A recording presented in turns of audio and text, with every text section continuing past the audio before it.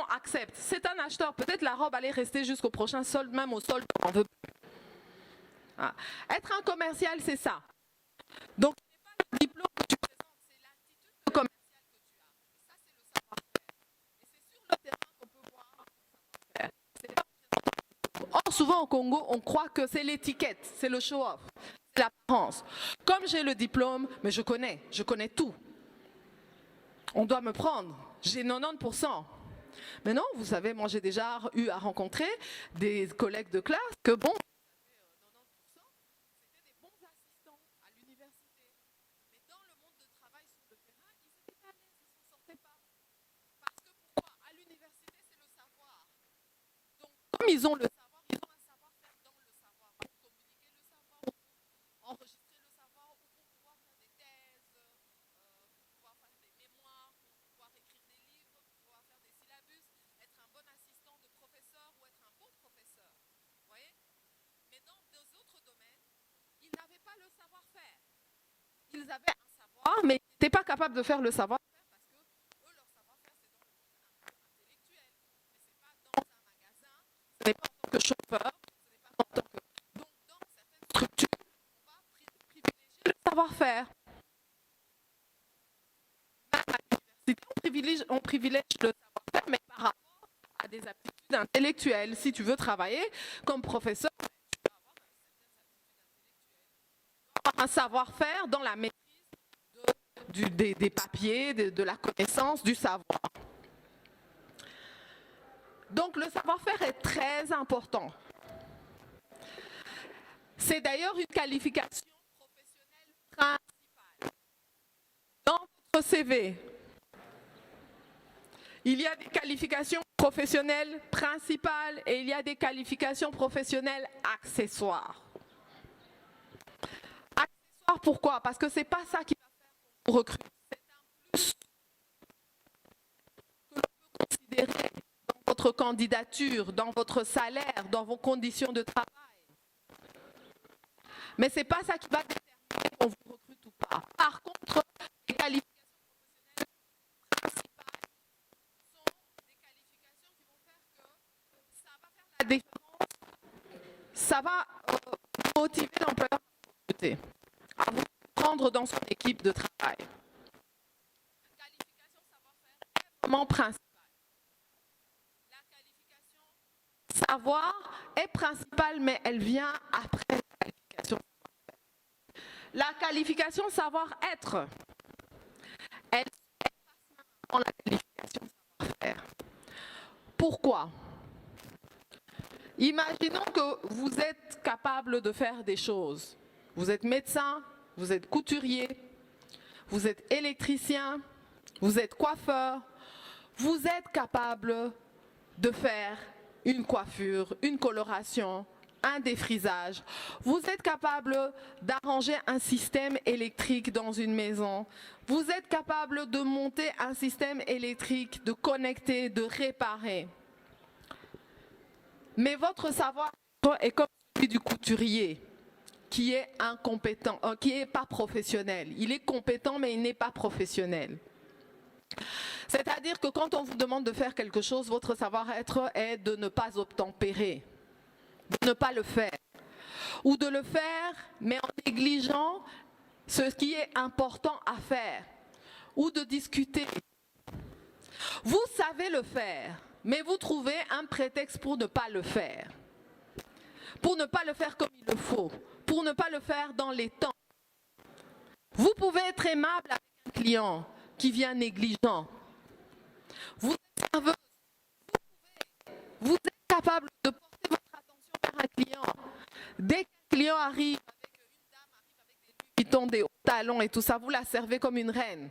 Mais dès que c'est quelqu'un d'autre qui s'habille un peu bizarrement, vous commencez à négliger la personne. Et pourtant, c'est peut-être cette personne qui va faire plus de dépenses à la table parce qu'elle va recevoir ses amis, ses enfants et tout ça. Alors que l'autre peut-être sera juste seule. Et elle, l'autre dame là, c'est peut-être elle qui vend des macas là, elle a peut-être plusieurs immobiliers et tout ça, mais simplement elle ne sait pas trop comment s'habiller, ça ne se voit pas qu'il y a l'argent, ou pour elle c'est pas important. Mais elle reçoit 10 personnes à la table, et si toi ton comportement était bien avec elle, elle allait te donner un bon pourboire. Et comme toi au début tu l'as négligée, il y avait les gens, mais les autres gens aussi, tu as négligé. Tu n'as pas fait attention à la facture. Il y a même des gens que quand ils voient la facture, ils s'en fichent parce que pour eux, ce qui est important, c'est l'apparence. Mais non, si tu sers bien quelqu'un, que tu es disponible pour quelqu'un, quand tu es serveur, quand tu es hôtesse d'accueil, peut-être tu peux avoir un bon pourboire. Savoir-être, nous avons une aptitude personnelle, ok? Une aptitude personnelle qui n'est pas bonne. C'est une des aptitudes, si on peut dire. On n'a pas les aptitudes personnelles requises pour faire ce qu'il y a à faire.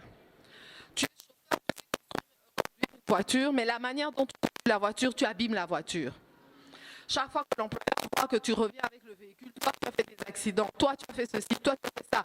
Ou bien les enfants déclarent dans la voiture que tu avais roulé trop vite. Tu as le savoir, tu sais comment conduire. Tu as le savoir-faire, parce que tu sais conduire la voiture. Ok? Mais ton savoir-être va te faire perdre ton emploi ou ne pas avoir ton emploi parce que les gens vont commencer à dire ah, lui pas. Quand il conduit les gens, il est comme ça, comme ça, comme ça, comme ça. Donc c'est très très très important de bien se rendre compte que les qualifications qui sont ici sont des qualifications qui vont décider, qui doivent être acquises, qui doivent être des aptitudes, pas des désaptitudes, pas des défauts. Et là, on ne parle que l'aptitude personnelle. La qualification savoir est beaucoup plus liée à l'aptitude intellectuelle. Ok? La qualification savoir-faire est liée à l'aptitude personnelle. Ok? Alors, dans l'aptitude personnelle, il y a des choses qui sont que vous apprenez, et il y a des choses qui sont innées, qui sont naturelles. Alors, c'est très, très, très important ici de pouvoir considérer que quand tu peux apprendre à devenir quelqu'un de mieux, quand tu peux apprendre à avoir les bonnes aptitudes personnelles pour travailler, il faut les saisir. Et il faut les saisir dans les savoir-faire. Parce que c'est ça que l'employeur cherche. Et ça va développer en toi deux choses, un savoir et un savoir-être. C'est comme ça qu'il y a des gens, tu peux être un D6, donc quelqu'un qui a terminé l'examen d'État, ou l'équivalent du baccalauréat ou des humanités européennes belges. Tu peux être un D6 et tu as fait par exemple technique commerciale. Et alors, tu as un compétiteur qui est licencié en sciences commerciales. Tous les deux, vous avez un emploi dans une entreprise et cette entreprise en fait a un magasin et vous êtes tous les deux à l'essai. Donc on est d'accord que celui qui est en 6e humanité, dernière année de secondaire, a moins de savoir que celui qui est en licence en sciences commerciales. Tous les deux ne sont pas au même niveau de savoir. Non, ils n'ont pas tous les deux la même connaissance de ce qu'est le commerce. En termes de savoir-faire, on est d'accord que celui qui est D6 a peut-être moins de connaissances de savoir-faire, sauf que comme son diplôme est technique, c'est un diplôme d'état technique commercial, on lui a quand même donné des notions de savoir-faire peut-être beaucoup plus profondes que celui qui a fait la licence. Si celui qui a fait une licence en sciences commerciales n'a pas été dans un institut supérieur technique, et n'a pas fait un D6, donc un ex-état en technique commerciale, il aura beaucoup de théories sur les sciences du commerce, de l'administration, mais il n'aura pas eu autant de pratique que celui-ci. D'ailleurs, le D6, normalement, peut-être on lui aura donné un petit stage. Mais quand même, le licencié, il aura eu 2 stages, puisqu'il a eu un stage en A et un stage en licence. On est d'accord?